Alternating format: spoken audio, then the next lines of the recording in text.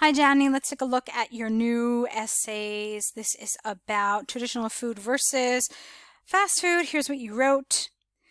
Experts throughout both the developing and developed nations are concerned about replacing local food with not a foreign one. This is a little awkward.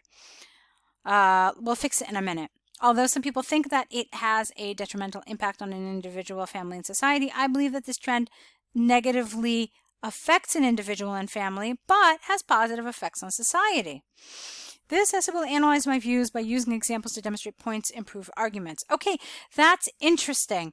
It's an interesting point of view, and I really like the fact that you differentiated. However, I would have liked to have seen a little better cohesion here, so you didn't repeat the words so identically. So let's try it a little differently. Although some people think it has a detrimental impact on an individual, family, and society, I agree, but believe the effect on society is positive. Okay, so that would have kept you from repeating so many of the same words. Now, the other thing that I wanted to change was this, which I thought was a little awkward.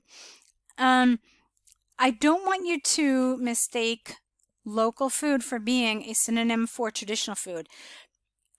Traditional food might be local food, but they are not necessarily synonyms. So be careful with that. And also this thing with a foreign one was really rather awkward. Again, fast food, there's some fast food that is local to certain countries, to certain regions. So it's not appropriate to also use the word foreign instead of fast food, okay? So you should have changed this around a little bit. Let's say you could have said something like, experts throughout both the developing and developed nations are concerned about replacing traditional cuisine with fast food. That's all. Although some people think that it has a detrimental impact on an individual, family, and society, while I agree, while I mostly agree, I do believe the effect on society is positive. This essay will analyze my views by using examples to demonstrate points and prove arguments, and then you're fine. Let's go on. There is ample evidence that fast food has a detrimental effect on people's health and personal relationships. You need an S here. Firstly, fast food usually lacks nutritional ingredients and contains a considerable amount of salt, fat, and sugar, which is harmful to people's health, hindering them to keep fit. That's a little awkward. You might want to say prohibiting or not hindering them to keep fit. It's an awkward expression. We would never really say that in English. It feels rather unnatural. How about maybe creating obstacles to fitness? Like maybe something like that would have been good. When they consume an excessive amount of these ingredients, it causes serious health issues such as obesity and cardiovascular diseases.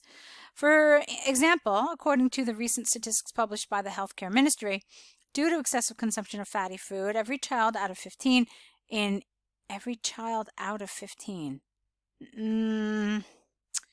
how about this? 1 out of every 15 children in India is suffering from weight-related problems. Secondly, eating out and not making food at home is keeping people stay away. You want to say is keeping people away from family members. That's all.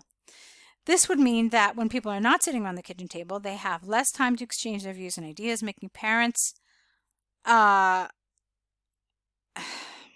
this is awkward here too, making parents know little about their children. A recent study by the government of Pakistan showed that teenagers who have at least 5 family meals a week prove to have better grades. Okay. Therefore, it is conclusively clear that traditional food, superseded by the fast food, adversely affects an individual's health and relations. Okay. So I understood all of this. You're saying that parents don't know their kids when they don't sit around the table. But this whole thing about teenagers having better grades, like that didn't make sense to me. How do you relate better grades at school with sitting around the kitchen table with your family? So you made this huge kind of mental leap here, which for me didn't work. It would have made more sense if you had said something like, teenagers who have at least 5 family meals a week prove to have better, I don't know, social skills, better problem solving skills. They had better interpersonal interactions, something like that. But to say this thing about grades really felt rather irrelevant to me, and it didn't really make logical sense, basically. All right, let's move on. Although there is a case for obesity, cardiovascular diseases, and fewer interactions among family members. All right, there's something happening with your grammar here. Although there is a case for obesity, cardiovascular diseases, and fewer interactions among family members with the establishment of fast food culture, there's a case for these with the establishment. Yeah, that makes sense. So it's the are associated. That sounds weird. The societal benefit cannot be overstated. This is largely because it provides jobs to millions. Okay. It is considered as one of the largest employment sectors in where, no, you can't say in where, just it's either in which or it's where. So in largest employment sectors where no skills are required and therefore millions of unskilled workers can find a job and earn for their survival, ultimately helping the society to be content, not contented, that sounds a little weird.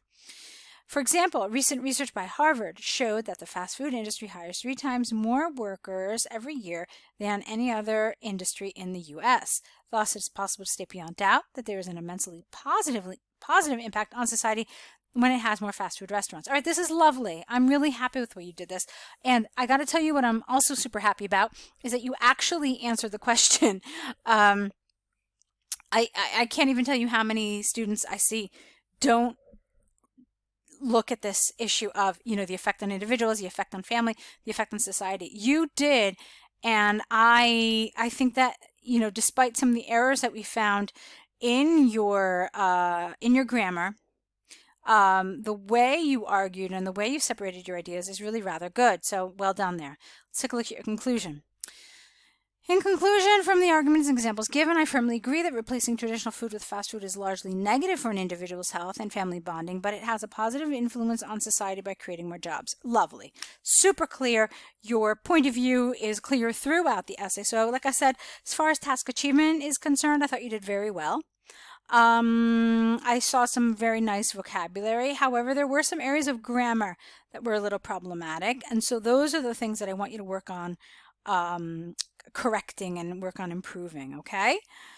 All right, so I think we covered this essay rather sufficiently. Good job overall. And let's take a look now at your letter to your friend who you were not able to see. Okay. Dear John, I am writing this letter to apologize to you for not meeting you during my visit to Sylhet. As we decided that we will catch up whenever I visit your city and spend time together. What? That's not a sentence. You're missing something. It's like half of a sentence.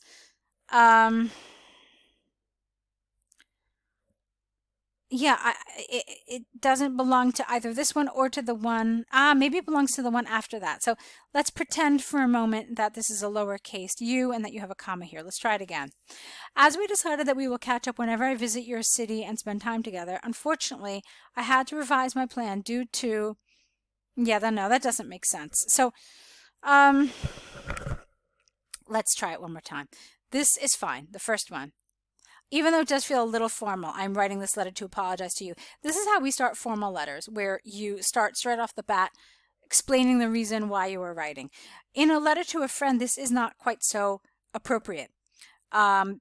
We typically start off with something like, Dear John, how are you, my friend? Or how are you doing? Or I can't tell you how happy I was to get your letter. Some sort of friendly kind of thing. But usually it's something like a, how are you? Okay? So if I were going to write this, I probably would start off, Dear John, we could try something like this, okay? Look at this. Dear John, I hope you are still not upset with me about not being able to visit you during my visit to Sylhet. I will explain to you why it wasn't possible and hope you can forgive me. Okay? That's one thing that you could have said. So I know that we said we would catch up whenever I visited your city and we would spend time together. But with the responsibilities of my new job, it was impossible to find a moment to myself.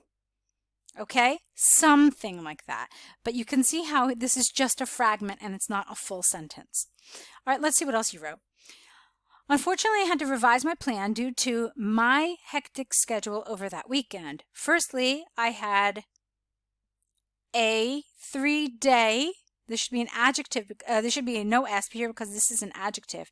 So I had a 3-day tour to Sylhet, 2 days for business, and 1 day was kept for personal demand. We don't say that personal demand. For personal time, that would have been okay. Regrettably, the office meetings couldn't be wrapped up on the second day, and we had to extend them because it's meetings. I had to extend them to the next day, to the next day.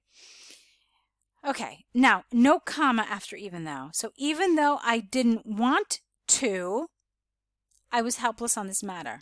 All right, this is an example of ellipsis, even though I didn't want to. I didn't want to what? I didn't want to go to the meeting, okay? Let's see.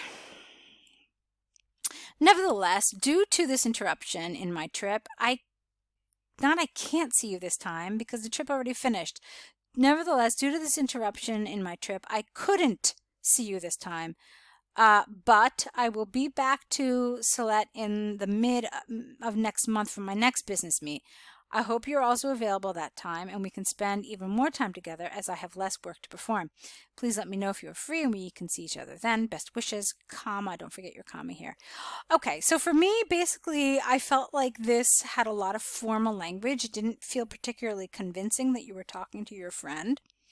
And I think you can probably understand based on some of the expressions and some of the tone that I used when I gave you some example sentences, what kind of language is needed here, and instead what you had here. Like, let me show you this. Like, even this nevertheless. I mean, we don't really talk like that to our friends. Okay? So you could have said something like, unfortunately, it was impossible to see you on my trip this time, but the good news is I will be back in Sylhet next month for my next business trip. Okay? And even this too, please let me know if you are free. I mean, it's not necessarily very formal, but again, you're trying to be nice to your friends. So you could have said something like, I really hope that you'll be able to clear your schedule so we can do some of the fun activities we had planned at this time. Can't wait to tell you everything going on in my life. I mean, just things like that that feel warmer and more natural and more informal. Okay, so let's see. You covered all the other things, but again, for me, probably the biggest problem with this is the fact that it was too formal. Another thing that I would have liked is maybe again, like a little closing, like a little friendly kind of thing. You just wrote, please let me know if you're free and we can see each other. I would have liked to hear you apologize again. It's a nice thing to do.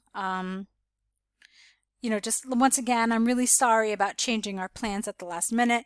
I promise to make it up to you when we meet next month. And that's really it. And then you could have said best wishes, and that's fine. Okay, so that for me was the big thing here. It's just the tone felt really too formal and not friendly enough. So go ahead and correct these. Let's see more work from you. Let's see you you know, making the necessary adjustments to these essays, and I'll be waiting for that next set. Okay, good luck.